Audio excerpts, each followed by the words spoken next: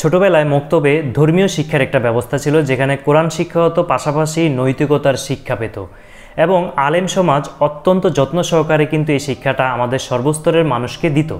এর ফলে বৃদ্ধাশ্রমের ব্যবহারটা কিন্তু ছোটবেলায় আমরা খুব বেশি দেখিনি। সময়ের সাথে সাথে এখন বৃদ্ধাশ্রমের বিভিন্ন স্তর তৈরি হয়েছে।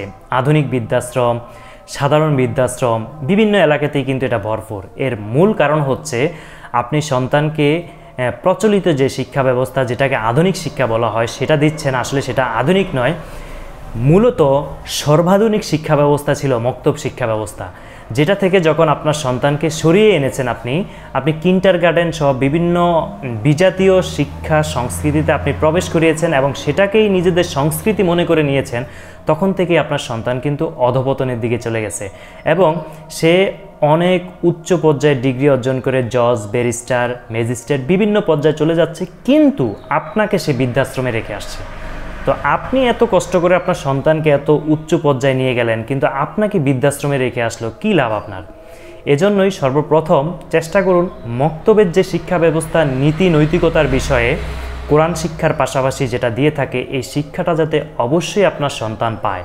এটা থেকে যদি আপনার সন্তান বঞ্চিত হয়, সেক্ষেত্রে সে যেটা করবে, আপনাকে আধুনিক শিক্ষার নামে সর্বনিকৃষ্ট শিক্ষাগুলো তারা অর্জন করবে এবং একটা পর্যায়ে তারা প্রয়োজন মনে করবে যে বাবা মা এটা কোনো প্রয়োজনীয় বিষয় না, বৃদ্ধ হয়ে গেছে, এটা ফেলে দেই, বাসার বাইরে রেখে দেই অথবা বৃদ্ধাশ্রমে রেখে আসি, এটা অপ্রয়োজনীয় একটা জিনিস।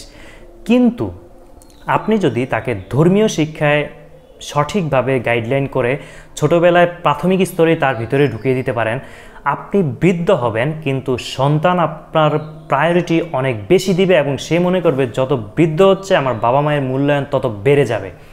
আর এজন্যই আমাদের মুসলিম সমাজে আমাদের ব্যাপকভাবে মক্তব শিক্ষা ব্যবস্থা বা ধর্মীয় যে শিক্ষা ব্যবস্থাটা রয়েছে, এটা আমাদেরকে ধরে রাখতে হবে আমাদের ভবিষ্যৎ প্রজন্মকে বাঁচানোর জন্যই।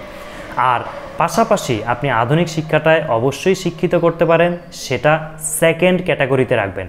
ফার্স্ট প্রায়োরিটি অবশ্যই ধর্মীয় শিক্ষা। আর বর্তমান সময়ে বিজাতীয় সংস্কৃতি এবং বিজাতীয় যে কৌশলগত খারাপ মানুষ যারা রয়েছে, তারা ধর্মীয় শিক্ষাটাকে ব্যাকডেটেড হিসেবে পেছনে ফেলে তাদের সংস্কৃতি এবং বিজাতীয় যে কালচার, সেটা আমাদের মধ্যে সংস্কৃতি হিসেবে ঢুকিয়ে দেওয়ার চেষ্টা করছে, যার ফলশ্রুতিতে আপনি দেখবেন তারা সফলভাবে আমাদের পাঠ্যপুস্তকে আগে যে ইসলাম ধর্ম শিক্ষা বইটা ছিল, সেটার মধ্যে যে নীতি নৈতিকতামূলক পার্টগুলো ছিল এবং যেগুলো থেকে সন্তানরা ভালো কিছু শিখতে পারতো, সেই জিনিসগুলো কিন্তু বর্তমানে নেই।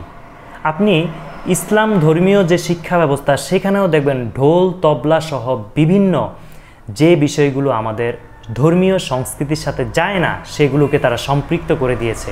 তাই আপনি যখন আপনার সন্তানকে শিক্ষা দিবেন এবং শিক্ষা অর্জন করানোর জন্য গাইডলাইন দিবেন, তখন এই বিষয়গুলো তার মাথার মধ্যে ভালোভাবে ঢুকিয়ে দিবেন, যাতে সে এগুলো বুঝে বুঝে পড়ে, বিজাতীয় সংস্কৃতিগুলো সে যাতে ইগনোর করতে পারে এবং তার মুসলিম ধর্মীয় শিক্ষার সর্বোচ্চ যে মানদণ্ড, সেটা যাতে তার ভিতরে প্রবেশ করে। আশা করি আপনারা বুঝতে সক্ষম হয়েছেন। ভিডিওটি বেশি বেশি শেয়ার করে রাখুন, যাতে করে আমাদের গার্ডিয়ানরা অনেক বেশি সচেতন হতে পারে এবং সন্তানরাও যাতে সঠিক শিক্ষা ব্যবস্থা কোনটি সেটি সম্পর্কে ধারণা নিতে পারে।